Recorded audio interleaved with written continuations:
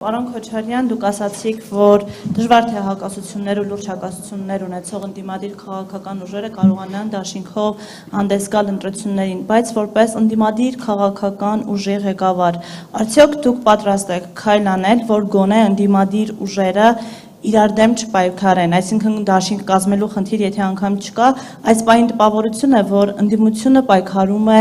իրարից ձայներ տանելու ուղղությամբ, մի քաղաքական ուժը մյուսից թե ձայներ է տանում և թե դաշինքում ներգրավված անձինք են հայտնվում մի ուժից մյուս ուժի ցուցակում, այս պարագայում ոչ միայն քայլ չի արվում չկողմնորոշված մարդկանց դեպի ընդդիմություն բերելու կամ ԿՊ-ից ձայներ բերելու, այլ կարծես ընդդիմությունը ուղղակի այդ տոկոսային հարաբերակցությունը փորձում է ի օգուտ իրեն տանել, այս առումով դուք որևէ քայլ անելու եք։ Լավ, իսկ դուք չեք նկատել, որ մենք նույնիսկ նման կարգի հրաձգությունների ներ ընդդիմադիր, մենք երբեք նախաձեռնող չենք եղել, մենք չենք սկսել։ Եթե ինչ-որ մի բան արել ենք, ապա միշտ պաշտպանողի դիրքերից ենք դա արել։ Մենք ինքներս չենք նախաձեռնել նման բաներ։ Եվ ես հատուկ իմ նաև ներածական խոսքում դա շեշտեցի, որ այդպիսի պայմաններ կան։ Եվ տվյալ դեպքում ես չեմ կարող խոսալ այլ քաղաքական ուժերի անունից, բայց կոնկրետ իմ անունից այո։ Մենք փորձում ենք այդ դաշտը ձևավորել։ Եթե հիշում եք, հիմա նույնիսկ մեր Իշխան Զաքարյանը, կներեք, Իշխան Սաղաթելյանը նախաձեռնություն է 5 կետից բերել եւ որով փորձում է բանակցել եւ գտնել տարբերակներ հենց այդ հարցը լուծելու համար։ Մենք փորձելու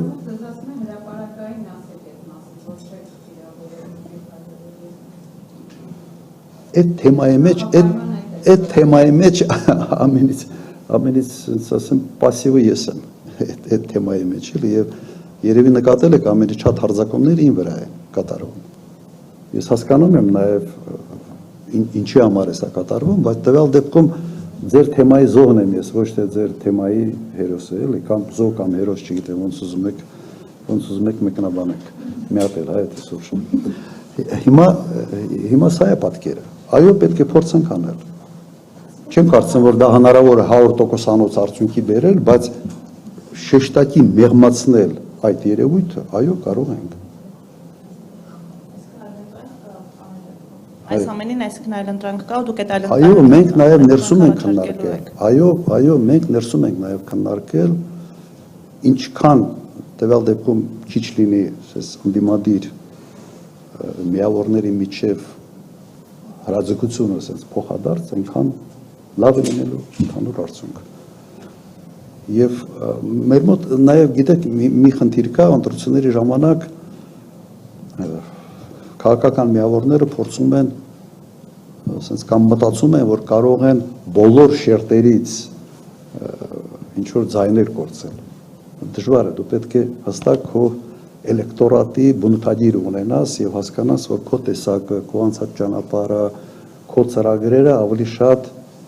էլեկտորատի որ զանգվածին կարող են հրապուրել։ Այդ դեպքում նաեւ ինստիտուցիոնալ ավելի մասնագիտական առումով հնարավոր է տարանջատել իրարից։ Մենք փորձում ենք նաև դա անել այսօր։ Ես հասկանում եմ, որ Նիկոլ Փաշինյան պաշտող մարդկանցից մենք մեկ ձայն չենք բերելու այստեղ։ Չի լինելու։ Եվ անիմաստ է աշխատել այդ հատվածի վրա։ Եվ այլ։ Հասկացաք, չի։ Նաև միավորում անտիմադիր դաշտը, գիտեք, այն հանգամանքը, որ իսկապես Նիկոլ Փաշինյանը ինչ է անում, ինքը համարեց, որ ինքը այն մարդն է, որը կարող է կապիտալ վերոնորոգում անել հայ ժողովրդին։ Երևի համարում է, որ բանը Քրիստոսի զապասկեն է, թե ինչ է, չգիտեմ, բայց նման մի բան եմ ես տեսնում, կապրեմոնտ է անում, հայ ժողովրդին, էլ ինքնություն փոխենք, այս անենք, այն անենք և այլ։ Սա այն հարցն է, որը բավական լայն համագործակցության պես դաշտ է բացում ուրիշների համար, որտեղ Հայաստանի պատմության մեջ ոչ մեկը, նորագույն պատմության մեջ, ոչ մեկը նման նախաձեռնություններով հանդես չի եկել։ Եվ չեմ կարծում, որ սա այս նախաձեռնությունը ժողովրդի աջակցություն ունի։ Հաստատ չունի։ Ես չեմ կարծում, որ պատմական Հայաստանը այսօրվա Հայաստանի շարունակությունն է, օրգանիկ շարունակությունն է, եւ փորձում ես կիսել, ստիպված իմ նմանները այսպիսի նկար են դնում։